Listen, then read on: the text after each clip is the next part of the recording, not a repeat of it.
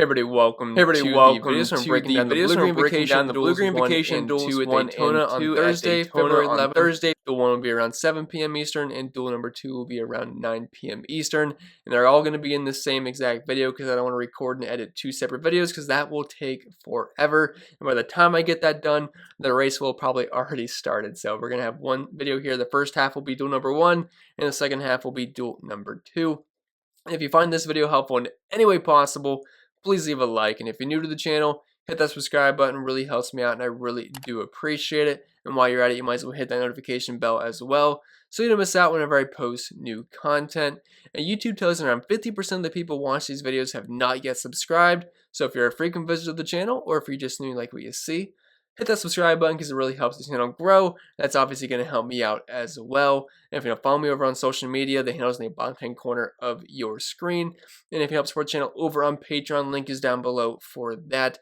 You get access to all the extra content that I put out, which is a ton of stuff. I write articles, and there's a ton of stuff in this spreadsheet. I do show you guys a preview of it on YouTube, but there is a lot of stuff on here. Projections, which I've taken down several tournaments since last season, power rankings, cheat sheet, exposures, optimal lineups previously, loop data, my content schedules on there, the 2021 stage links, the aero package schedule.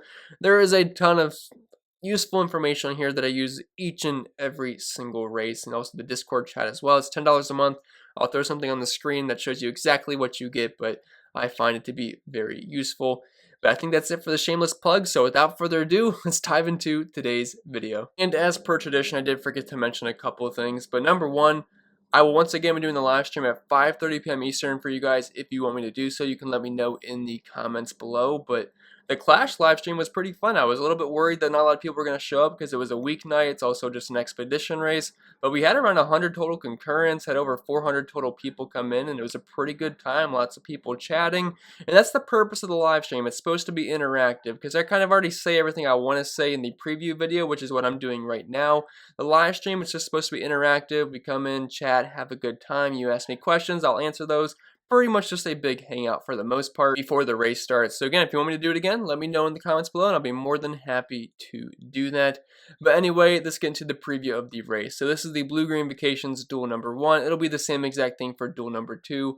But we're at Daytona International Speedway on the oval this time. For the Clash, we were on the road course. And I gotta be honest, my expectations for that were pretty low because I always liked it on the oval. It's always a bit chaotic and it was just pretty fun to watch cars on the oval at Daytona.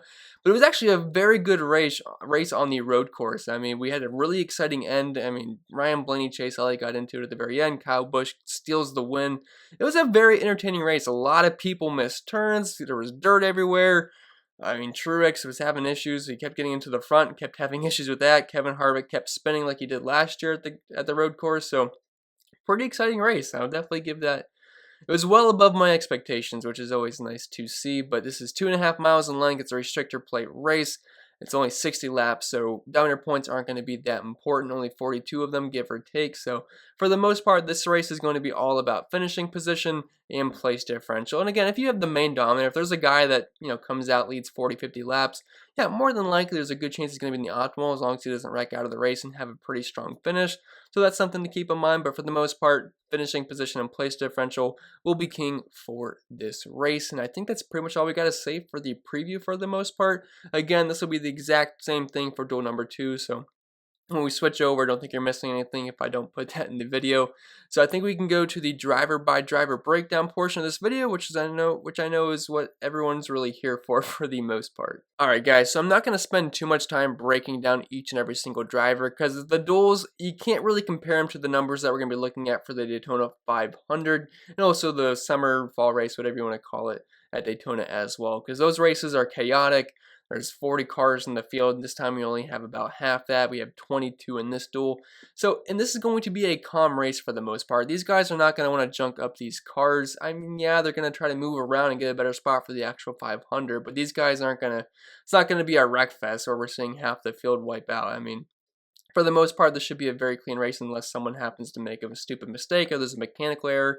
I mean, we really can't account for those things, but we're not going to see Joey Logano throw out crazy blocks just to win this race or anything like that. At least I don't think that's what's going to happen. I'm not in his mind, so I can't really tell you. But for the most part, this should be a pretty clean and probably boring race for the most part. Maybe we see some exciting racing at the very end for position, but I don't think anyone's going to try to wreck anybody and things like that. So anyway, let's start up top with Joey Logano. He comes in at $10,100. He's the most expensive driver on the slate, but I definitely think it's deserved because this starting spot in 11th puts him in a pretty prime spot to gain place differential, and I would say he's one of the favorites to win this race. Team Penske as a whole tends to race very well at these plate tracks, and Joey Logano is a very good plate racer. Now, his recent numbers at Daytona, again, these aren't dual numbers, they're actual Daytona 500 and Coke or Zero Sugar 400 numbers, so it's really hard to compare them. But I know the recent numbers for Logano haven't been too pretty DraftKings points-wise because he's only averaging 6.1 DraftKings points per race and an average finish of 20.3. You got to keep in mind, though, Joey Logano is one of the most aggressive drivers in the field. He's always throwing crazy blocks, and if things don't go his way, there's a good chance he's wrecking out of the race. But that's not what I'm expecting to happen in this one. And if you look at the average running position, I think that's a better indicator of how well he actually drives at Daytona. Also, the average driver rating, because, again, if you're running well all race, but you crash out. So let's say you're running second all race, but you crash out. So the results are going to be you finish 40th, but your average running position would be around second place. I think that's a better indicator of how you were driving in that one. Joey Logano has one of the best average running positions at Daytona out of all drivers, so I mean, I think he should be able to find his way to the front. He's got the best average drive rating in the field for the Duel 1. He has a win, 2 top 5s, I believe the 3rd most laps led. In fast laps, you can't really project fast laps at Daytona. Just the way these cars are, they're in the draft, so it's pretty much random. So if you're trying to project fast laps, I think you're just wasting your time because it's completely random through the field. But I think Joey's one of the top guys definitely here, especially when you factor in the starting position for him, because Denny Hamlin, he is super good at Daytona. I would say this race could be decided by either Joey Logano or Denny Hamlin, but for where Joey's starting in 11th, I think that makes him a very strong play. And if you're looking at the track type form, I mean, he by far has the best average running position of all these drivers, 7.6, and I believe the next best would be, I think, Matty D at 13.2. So definitely Joey Logano, also the most laps led as well. So I'd say he's one of the top threats to win this race. Then Denny Hamlin, $9,800. He is starting 7th. So for the actual Daytona 500, he is going for a record 3 straight. He's won 2 in a row now, and he's very strong at Daytona. If you look at the recent track history, like I said, he has 2 wins, 3 top 5s, the most laps led. Again, you can't really look at fast laps because that's kind of irrelevant, but looking at the recent finishes, he's finished 3rd, 1st, 26th. Again, things happen. Like, you can get wrecked out of Daytona quite easily, but he finished 1st in the 2019 race. Then, again, he wrecked out, but then finished 3rd. I mean, the guy is phenomenal at Daytona. He's also good at Talladega as well. He's actually averaging the most DraftKings points per race at these types of tracks between all these drivers in Duel number 1. So, yeah, I definitely like Denny Hamlin. He is starting 7th, so he doesn't have as much place differential upside as Joey Logano, but I would be very surprised if he's not inside the top 3 once this race is over. Kyle Larson, $9,600. He is starting 8th. I feel like a lot of people are going to be on Joey Logano and Denny Hamlin.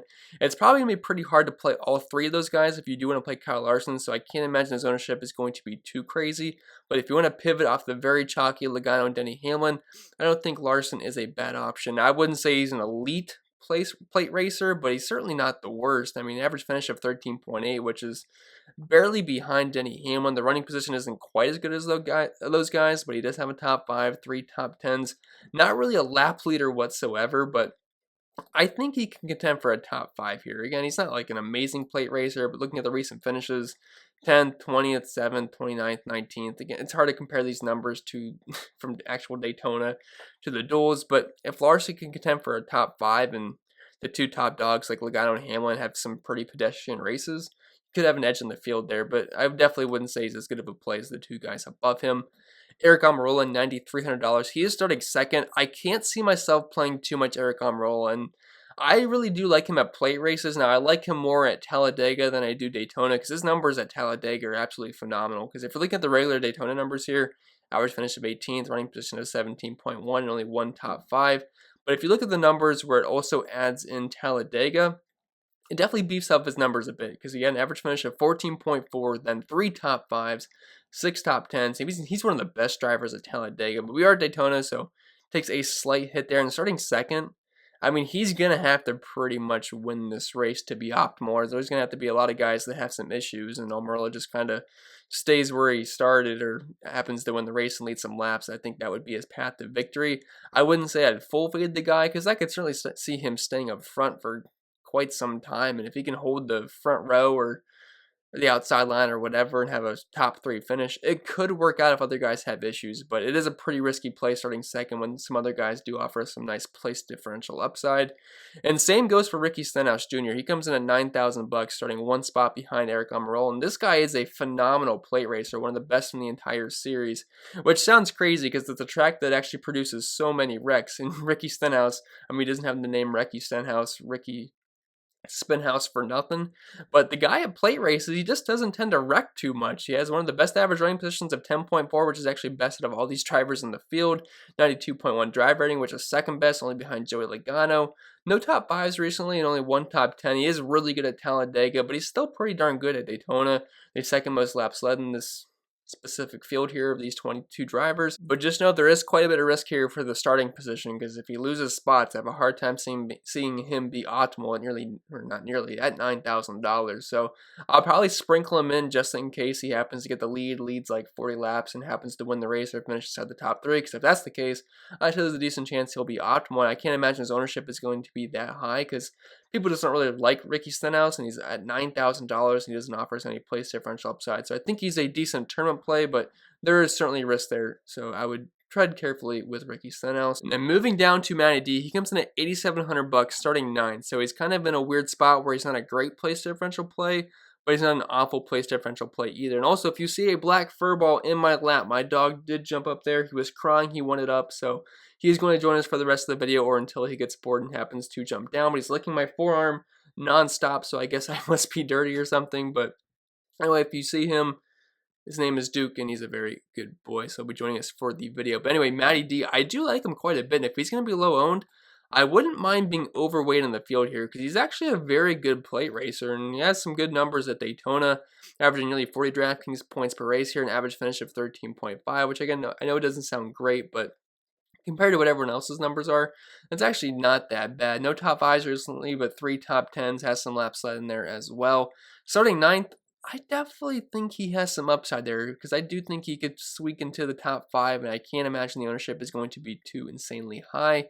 Christopher Bell, 8,500. He is starting 4th, so you guys got to remember he is no longer in the 95 car. He is now in the Joe Gibbs 20 car, and those Joe Gibbs cars looked really good in practice. If you guys watched, that was on around 12 p.m. on FS1. But the Gibbs cars and Bubba Wallace, they had some really good speed. Now, again, I don't really use practice data too much when it comes to Daytona because these guys are in packs and things can change. But they definitely had some speed. But starting 4th, it's going to be very hard for him to make the optimal lineup unless he happens to get into the top 3 or win the race. So I would have very minimal exposure to Christopher Bell, but I don't think he's a full fade because I do think he has the ability to finish inside the top 5. Tyler Reddick, $8,200. He's starting 16th. Now, we have a nice place differential play here. He's starting the furthest back for any driver that we've talked about so far. And like I said, at this track, or I guess this race specifically, I'm mostly focusing on place differential upside and finishing position potential. And I think Tyler Reddick, he can certainly find himself inside the top 10. I know last year, was it the summer race or fall? I forget exactly what the date was when that race happened. It was either the summer or the fall. But Tyler Reddick, he was up there. I mean, I know he caused, I think, the first big wreck, but I think he got into an incident with Kyle Busch. But the guy was aggressive. He was looking good. And I think he can get inside the top 10 or at least have top 15 potential. But for where he's starting, I have a hard time seeing him lose any spots here unless he has an issue. So Tyler Reddick, I think he's one of the better plays on this slate. Same goes for Eric Jones. He's only starting 1 spot further up, but Eric Jones is not a bad plate racer. I know he's no longer in the 20 car. He's now in the 43 car, Bubba Wallace's old car, but Bubba Wallace was not a bad plate racer, so I know that car definitely has the ability to get inside the top 10. I believe Bubba Wallace finished second one of the duels I don't think it was last year, but I believe it was a couple years ago, maybe even 3 years ago. I forget the exact date. But I know this car definitely has some speed at super speedways. And I mean, Eric Jones is a previous winner at Daytona, and the numbers are pretty solid for him. Starting 15th, I think he's one of the stronger plays on the slate. I think he can find himself inside the top 10 and competing for a top 5 if things happen to go his way. Then dropping into the 7K range, Damien McMurray at $7,700. Another good place differential play. These are 3 really good place differential plays right in a row. Now, McMurray, I'm not sure if we're going to see him inside the top 10. But again, anything can happen at Daytona. I mean, really anything can. All these guys can get mixed up. Yeah, but the floor for these guys are much higher than guys like Christopher Bell, Ricky Stenhouse, Eric Almirola. Now, their finishing position potential, it's pretty equal. I mean, I wouldn't really expect Tyler Reddick, McMurray to finish above Almirola, Ricky Stenhouse, but the potential is there, and that's really good enough for me the way this slate works out. So McMurray starting 18th, I do think he's a solid play for the floor that he offers us. Ryan Newman starting 12th. The guy is really good at Daytona. If he happens to start further back in the pack at the actual Daytona 500, I think he's going to be a pretty strong play because the guy just knows how to keep the car clean until the very end and have a good finish. Because looking at his numbers, average finish of 12.5, which is actually the best of all the drivers that we've talked about so far. No wins recently, but 2 top 5s, 4 top 10 finishes, not really much of a lap lead or anything. The problem is he is starting 12th, so the upside is very, very small here for Ryan Newman. And like I mentioned a little bit ago, he's good at avoiding wrecks and keeping it clean until the very end, but the thing is, I'm not really expecting a bunch of wrecks here, so I would not be surprised if he finishes more than likely right around where he starts. He could gain a couple of spots, but I think it's just as easily he could gain a couple of spots, he could lose a couple of spots as well. So not a guy I'm fading by any means, just because he's starting in the middle, but not a guy I'm going to have a ton of exposure on either. Same goes for Cole Custer, $7,200. He's starting 13th. He only has 2 races at Daytona, or actually 3 races at Daytona. Average finish of 24th, running position of 17th. Does have a top 5. I mean, he's kind of just like Ryan Newman, where I don't love it because of where he's starting, but I could see him getting a couple of spots. I could also see him losing a couple of spots, but I don't really think he's going to contend for a win here. So I'll sprinkle in some exposure, but definitely not one of my favorite plays in the entire slate. Then Alex Bowman, he's starting first on the pole. He's $7,000. He was super fast in that qualifying lap, and I certainly wasn't surprised because Hendrick always seems to find a way to be on the front row for the Daytona 500, and Alex Bowman definitely delivered, as did William Byron. But Bowman here starting on the pole, I think he might lead a few laps, like maybe 10 to 20 laps early on, but Bowman has a history of being on the pole for this race, and then he kind of just falls back, rides around because he doesn't want to risk damaging his car or anything. So, I mean, at first, I feel like he'll pick up some laps led, but I would not be surprised if Alex Bowman happens to fall back. I mean, you can look it up yourself. I was looking at Racing Reference for the duels because that's really the only place I could find any information on previous duel races. But Bowman, I think, had a couple of times where Bowman started up front. He did lead some laps, but then he'd just kind of fall back right around and let everybody else, and he'll just kind of keep it clean because he did not want to damage his car, so I could see that being the case again. So I would tread very lightly with Alex Bowman. Then dropping down to Ryan Preece. And when I got to Ryan Preece, I wanted to read this tweet that Bob Pockras had so everyone was on the same page here, because there's the thing of open cars and who's going to make it and who has to actually race to get in for this race. So here it is. This is directly from Bob Pockras on Twitter. So he said, Preece and Reagan are locked into the Daytona 500. Cindric gets in if tops in duel, or Preece or Reagan tops in duel. Gralla gets in if top in duel, or Preece/Cindric and Reagan are tops in their duel. Ty Dillon, Smithley, Hill, Gregson must be tops in their duel to get in. So I know this is a bit confusing, but 100% sure that David Reagan and Ryan Preece are locked in. And then Austin Cindric, he can get in. He just has to be top in his duel. So hopefully that helps you a little bit. I know it can be a bit confusing. If you need to reread that, you can either rewind the video or you can just hit up Bob on Twitter. Well, don't hit him up. He already gets enough tweets every day. Or you can just go to my liked tweets on Twitter. I think it's in there somewhere. It shouldn't be too far back, but hopefully that's helpful. So Ryan Preece, he is starting 5th. He's starting way too high for me. And again, he's already locked in, so I don't think he really has to push it too much. So can't imagine I'm going to have too much Ryan Preece here. Austin Cindric, there's definitely motivation for him, but starting 10th, I don't love it. Maybe a dart throw tournament play because I guess he does have something to race for here. But starting 10th, if he was starting further back, I would like it a little bit more. But it's a very iffy spot for me starting in 10th place. I'd probably be pretty late on Austin Cindric. Daniel Suarez, $6,300. He is starting 6th. He was fast, but in qualifying, but I mean, relative to what we'd expect from Daniel Suarez, because he's not in the lawnmower anymore. He's on a new team in the 99 car for Trackhouse Racing, so I'm not sure if we could call him the Lawnmower Man anymore, although that nickname would definitely always stick with him on this channel, because that's what I called him last year, and you guys loved it. But starting 6th, I mean, he could be one of those guys where no one plays him because he's starting 6th, but he just happens to finish like 6th or 7th at 6,300, and all these other guys suck, so it could work out. So I won't say to full fade the guy, but minimal exposure for me on Daniel Suarez for where he's starting. Michael McDowell, $6,000 starting 14th. I do like Michael McDowell here. He's actually pretty darn good at Daytona. He is better at Daytona than he is at Talladega. Looking at his numbers at Daytona recently, average finish of 14th. DraftKings points at 43 points per race. Has a top 5, 1 top 10, and 5 top 15s the past 6 races. So I don't mind Michael McDowell here. And again, those are numbers with the 40-car field now. And looking at his recent finishes, 14th, 14th, 13th, 5th, 26th, and 9th. So I think Michael McDowell starting 14th. He has top 10 potential here. He's cheap, and all these other value plays besides Ty Dillon are just very gross. Half, Bilicki, Ware, Timmy Hill. So if you need some value, I think Michael McDowell is definitely a pretty solid option down here. Same goes for Ty Dillon, $5,800. He is starting 17th. He is no longer in the 13 car, but he was a beast in the 13 car when it came to plate races. Ty Dillon is just, I mean, overall, I mean, just DraftKings points-wise, he's one of the best plate racers out there. He's also really good at getting finishes. I mean, just not obviously getting finishes, but getting strong finishes at these tracks. An average finish of 16.8, top 5, 3 top 10s. Also very good at Talladega as well. Starting 17th, I mean, I can't expect him to really compete for a top 10 here because he's one of those guys that's kind of good at just staying alive till the end of the race. Now, that's not to say he's just a back marker that rides around. I mean, there's some points in Daytona and Talladega where Ty Dillon's moving his way up through the field, but starting 17th, he's cheap. He's much better than everybody else in this price range. Half, Bilicki, Ware, Timmy Hill. I know he changed equipment. He's in the lawnmower now that Daniel Suarez was in, so I guess buyer beware there, but starting 17th, I don't think there's too much risk here, as he should finish above these guys in his price range. Then Half, Bilicki, Cody Ware, Timmy Hill, very gross plays, and if there happen to be carnage, these guys would be good plays, but I don't think it's going to be a chaotic, messy race by any means. I think it should be pretty clean, so I have some pretty low interest in these guys. I mean, the floor is about as high as it gets for them, but I don't think we're going to see them competing in the top 10, top 5 or anything, so I'd be minimal exposure on these guys if you feel like you need to play them. I definitely like Ty Dillon, Michael McDowell the most out of all these value plays.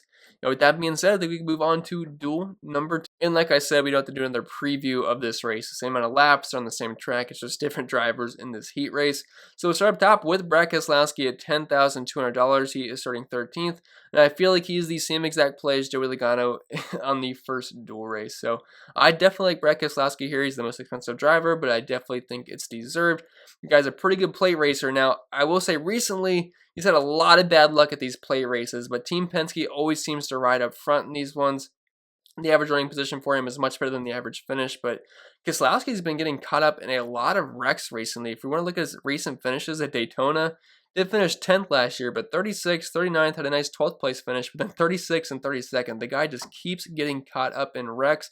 But like I said earlier, I don't think this is going to be a messy race. It should be calm for the most part. I'd say Keselowski should be a top 5 contender, if not a race-winning contender here. So starting 13th, you get some place differential, and you have some nice finishing position upside. So definitely a fan of Brad Keselowski here.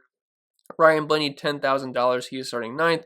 You guys know I love Ryan Blaney. I actually think he's a very strong play here. He's very good at Daytona. He's a good plate racer. He almost won here last season. He was neck and neck with Denny Hamlin. It was a very close finish for the Daytona 500. And I feel like he's a very similar play to Denny Hamlin as he was on the first Duel race. I feel like it's the same setup here. Brad Keselowski, he's like the Joey Logano of Duel number 1. And then Ryan Blaney's kind of the same play to Denny Hamlin, because Ryan Blaney's starting a few spots further up than Keselowski, and Hamlin was starting a few spots further up than Joey Logano. So I feel like Blaney will have a little bit less ownership, but he's one of these guys that I think should be a contender to win this race. And like I mentioned, very good plate racer, has a pretty high average running position and pretty good average driver rating, tends to drive near the front at these kind of races. So definitely like Ryan Blaney here. Looking at his recent finishes at Daytona, 6th and 2nd place, had some wrecks in there as well, did finish 7th in 2018, so I definitely like Ryan Blaney. I think he's a very strong play here, starting 9th. I know he does not offer us a ton of place differential, but I assume he's going to be a contender to win this one, and he should stay in the top 5 the majority of this race. Chase Elliott, 9,700, he is starting 5th. You don't get a ton of place differential upside here, but he could be a contender to win this one. Hendrick always has a ton of juice at Daytona. They're good at plate races. And I would imagine he's going to be riding near the front for the most part. He has a very good average running position, a very good driver rating. I know he doesn't have some of the best luck here looking at his recent finishes. He did finish second here last year, but then 17th, 35th, had a 17th in there, then 34th and 33rd. So he's one of those other guys, tends to get caught up in wrecks, but it's kind of just random luck. And like I said multiple times, I'm expecting this to be a pretty calm race for the most part. Kyle Busch, 9,500. He's starting 8th. He won the Clash. Got a little bit lucky there, but sometimes it pays off to be a bit lucky. But I do like Kyle Busch here. He tends to run well at Daytona. He's just one of those other guys that tends to get caught up in the wrecks because he can be a bit aggressive. Because if you're looking at his recent finishes, 33rd, 34th, 14th, second, those are nice, and then 33rd and 25th. So numbers do get skewed a bit when you get wrecked out, but the running position is good. It's actually the best of all these drivers in this field. Also the best average drive rating as well, with only one top 5 and one top 10 to show for, but the most laps led as well. So I do like Kyle Busch. Again, not going to go super crazy on Busch, but he's in that weird spot starting 8th, but I do think he's a fine play here. But I would definitely say he's more of a tournament play compared to guys like Ryan Blaney and Brad Keselowski. Then Martin Truex Jr., 9,200. He's starting 14th. I tend to never play Truex at plate races because he just does not have the best luck in the world. Although he did finish 4th here last year, but the finishes haven't been too pretty for him. 32nd, 22nd, 35th, 2nd, and 18th. And that's just Daytona numbers. His numbers at Talladega. Another guy that just tends to get caught up in stuff, has some bad luck at these races. But he's starting 14th, so he's starting the furthest back of anybody we've talked about so far.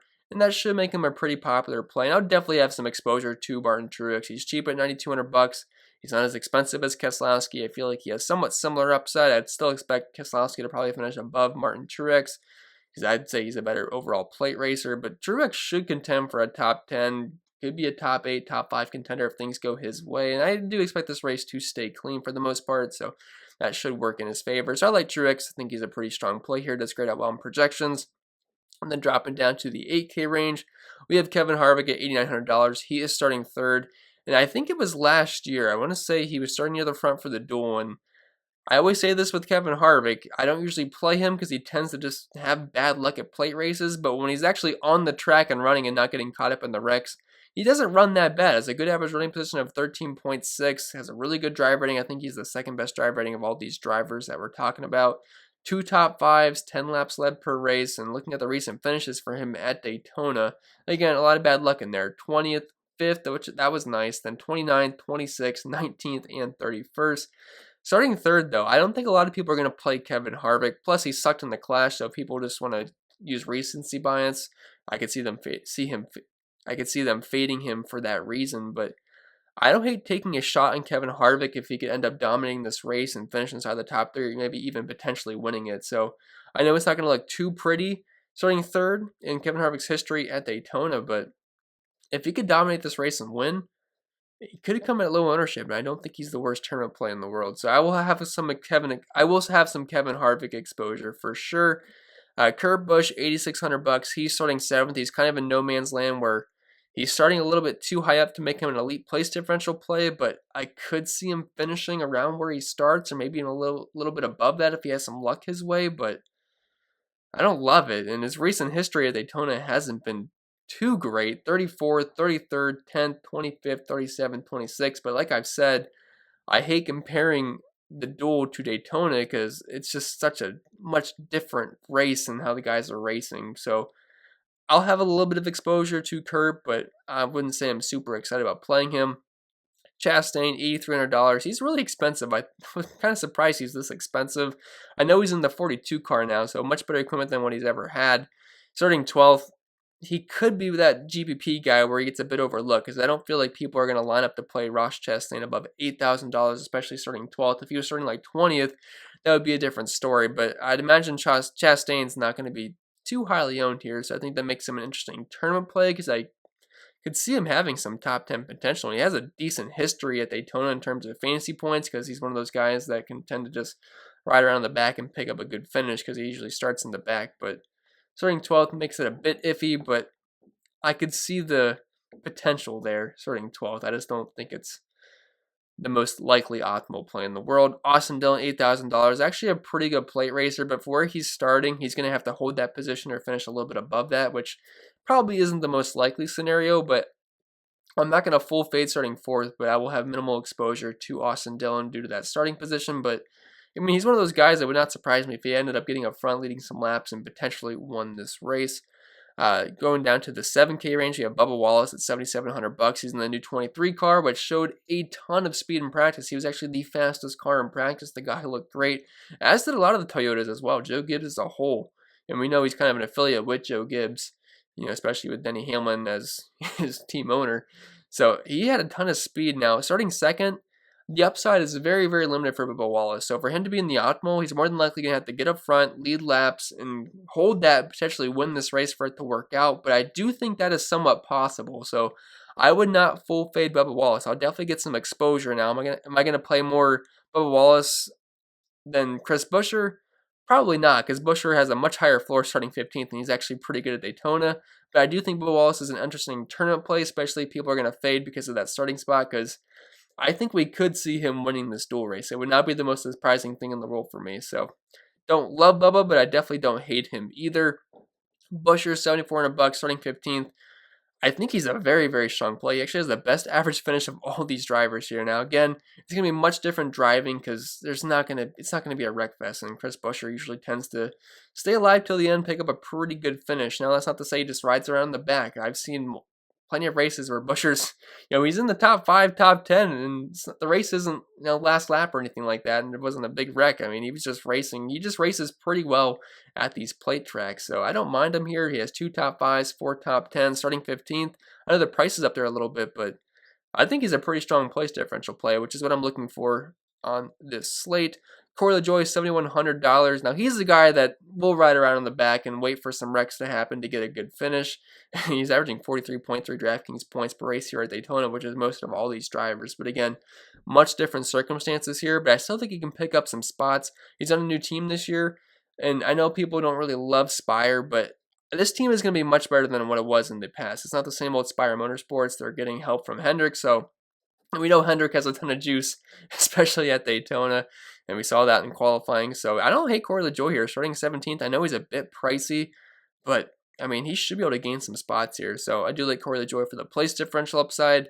William Byron, I would say, is the same exact play as Alex Bowman on the other side. I believe they're, $100 difference in price. I could see him leading laps early on, then maybe falling back just to ride around so he doesn't damage his car because it was fast in qualifying. Now, he is very good at Daytona. He did win a dual race before as well, which I think is what is picking it up because I want to say he won the dual race last year or the year before that. He is good at Daytona, 3 top 5s. He actually won the last race, the Coke Zero Sugar 400, whatever that was called, last season to punch his ticket to the playoffs. So, I mean, he's good here, and if he doesn't fall back, I mean, he could end up winning this race and leading like 20, 30, 40 laps, but you definitely got to be careful because he could very easily just back out after leading laps, and you'd crush your lineups because he's starting first, and he can lose like, 15, 17, 18, 20 spots if that's what happened. That's what happens to happen. Then Chase Briscoe, $6,700, the rookies, and Clint Boyer's old car. Starting 11th, he's kind of in that no man's land where I don't hate him, but I don't love him either. I could kind of see him finishing right around where he starts, so minimal exposure to him, but I would not be fading just in case he happens to show top 10, top 5 upside somehow. So Briscoe's in that no man's land. We don't have any cup data to work with, so I'll kind of just leave it at that.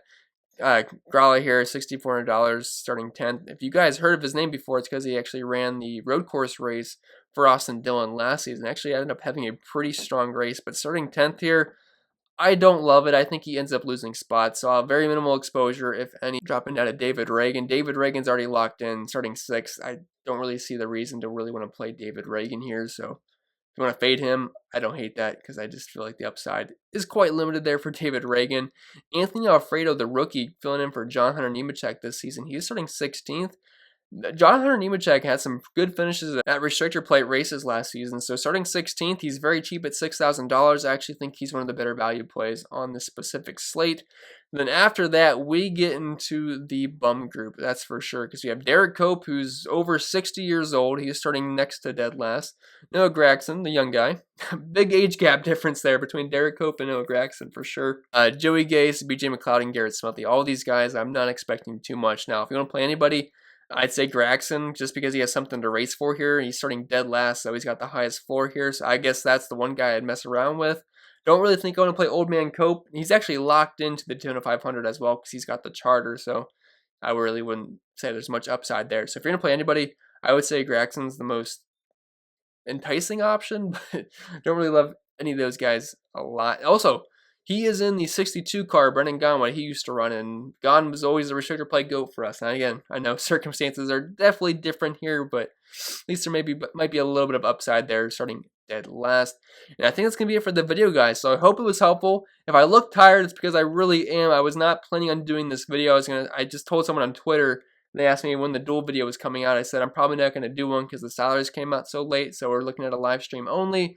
And then I was like, oh, I feel pretty bad not making a video because I told everyone I was going to. So here we are. So I hope the video was helpful, guys. And if it was, make sure you leave a like. It really helps me out, and I do appreciate everyone that does engage with the content. The video helps me out in the YouTube algorithm things. I'm not sure exactly how it works, but I know thumbs up helps, even thumbs down, comments, all that good stuff. So do appreciate all the support there. Again, I'll be going live on at 5:30 p.m. Eastern if you guys want to come in, hang out, ask me questions, or just have a good time.